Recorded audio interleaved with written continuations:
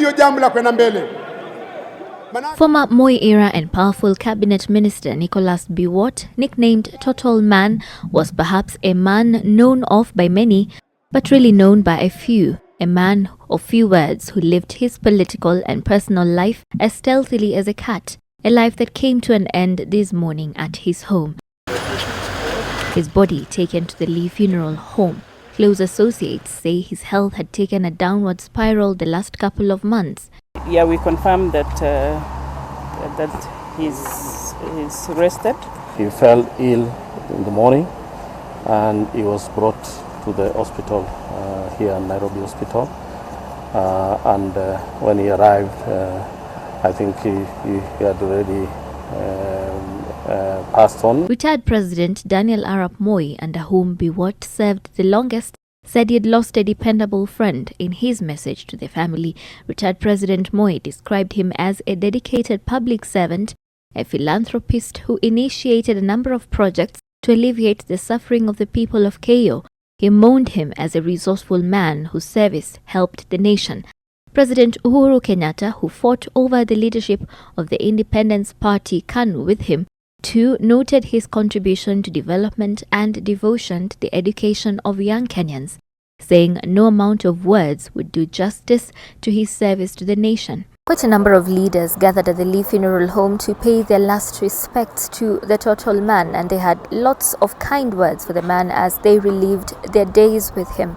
For many of them, he was an astute leader, a mentor, and a very generous soul. He mentored so many of us, work-wise, in politics.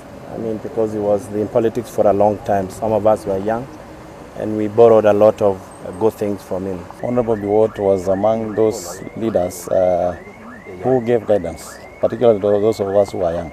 We have lost really one of the senior statesmen in our country, an elder who was clearly worked with the former president. I've lost a father, we've lost a mentor, the person who made me to be what I am today.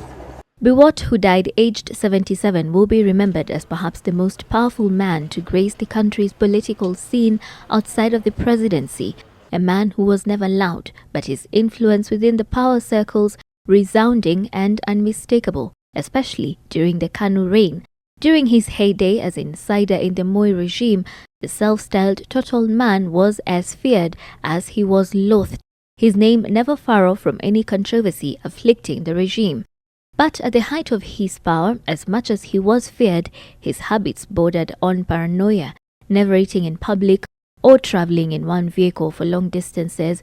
Very few of his cabinet colleagues, if any, actually knew where he lived. Ya pili ni 2022. Mimi nimesema sisi tuna one leader. Until his death, he was the leader of the National Vision Party that had endorsed President Uhuru Kenyatta's re-election. Biwott had served as Member of Parliament for 28 years until 2007 and held 8 ministerial portfolios.